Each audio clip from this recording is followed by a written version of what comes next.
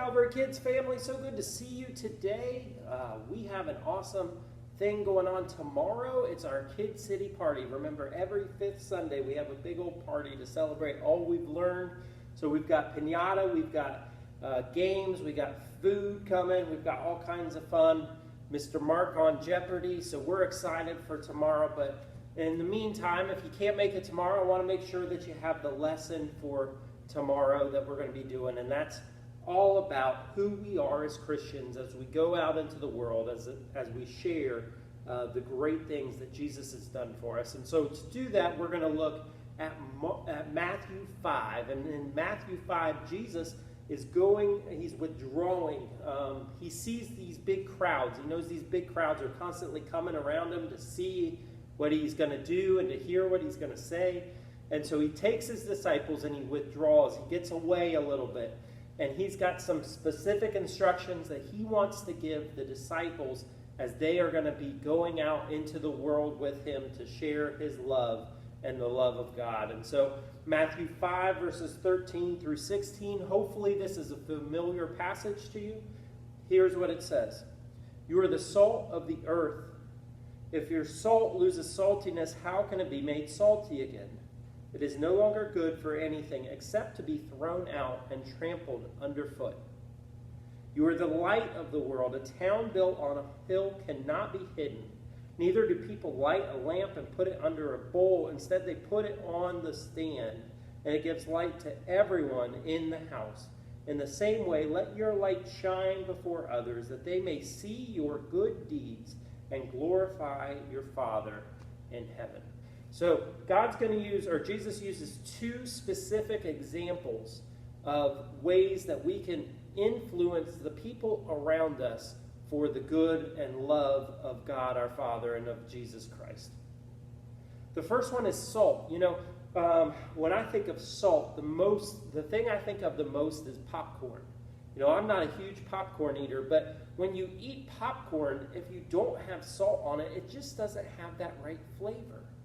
It gives that little something extra to the food. You know, a lot of the times maybe a not so well cooked steak or something like that can be added to with some salt on top. And that can really change the way it tastes.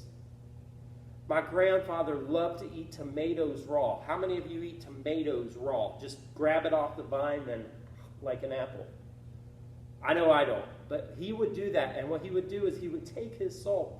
This is not good for your health, but he would just take his salt and salt that puppy up and take a bite and then get that salt up in there and take another bite. He loved salt. Now, back in Jesus' time, what they would do is they would use the salt to preserve food. And so they didn't have refrigerators, so it would keep the food a little bit longer after it had been taken care of and was ready to be eaten or ready to be cooked. They would preserve it by adding salt to it. And when we look at Jesus talking about salt, he's talking about the way that you can change what's around you, right? When you're added into an environment, a group of kids, what changes? Do you change? Do you suddenly become this different person because you're around these kids that are impacting you or influencing you? Or do you help change the group? Do the good things that you do, the life that you live inside of that group, change the dynamics of that group, change the way that that group interacts and responds? Do you treat others inside that group the way that God would want you to treat them? The way that they would want to be treated themselves? And if you do, that influence hopefully changes, just adds a little bit to that group. But when we begin to cower down and say, hey, I'm going to act just like everyone else around me, the salt, you lose your saltiness, you lose your influence or impact on the group because they know, well, this guy's just like anybody else. This girl's just like anybody else. He's saying those bad words just like we are. And so why should we look at being a Christian when that's the way that they act, just like the way that we act? The second one is light. He says, you are the light of the world. A town built on a hill cannot be hidden. Neither do people light a lamp and put it under a bowl. And so God's saying you're a light. When we think about the world right now, it feels so dark. It feels like there's so many bad things happening, hurricanes and fighting in the streets, and people just not liking each other because of the way they believe in who should be president and all of those things. And so the world just feels dark. And we know that that darkness is sin in the world, and that sin separates us from God. And so when Jesus calls his disciples, and we are his disciples if we believe in him and trust in him, when Jesus calls his disciples to be light, he's saying, hey, I want you to go out and share hope into the world. Well, what is that hope? Well, our hope is that this world is not the end goal. This world is not the place that we have our best life. But that our best life is yet to come. If we believe in Jesus and trust in him, then we get to go to heaven. And we get to spend eternity in the presence of Almighty God.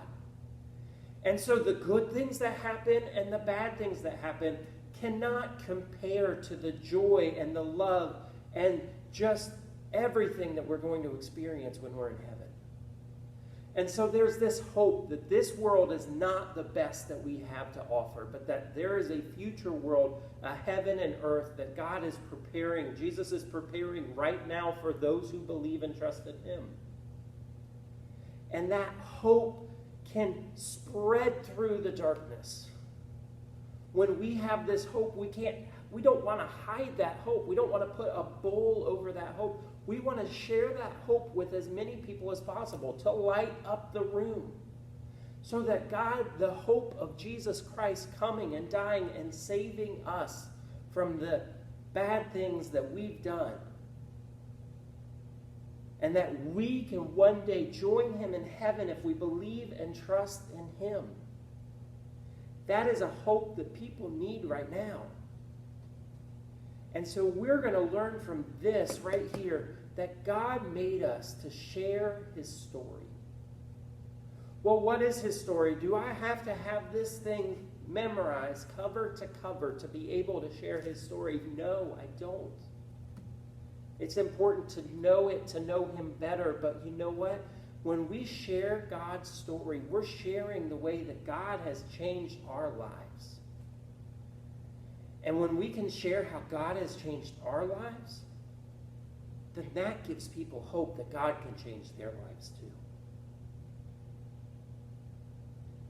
Salt and light, it's what God calls us to be, to come in and to influence, to spread the hope of Jesus Christ throughout this world. And that is something to celebrate. When people don't know when the next time is that they have to worry about coronavirus, when people are just waiting until November's over so we don't have to hear about politics anymore, when people are angry at each other because of the way they look or the way they talk or anything like that, that is a dark place. But Jesus shines into that darkness, and he gives us hope. Hope for a brighter day, a brighter future, a life in heaven in the presence of Almighty God. We can share God's story, and I hope you will, Calvary Kids.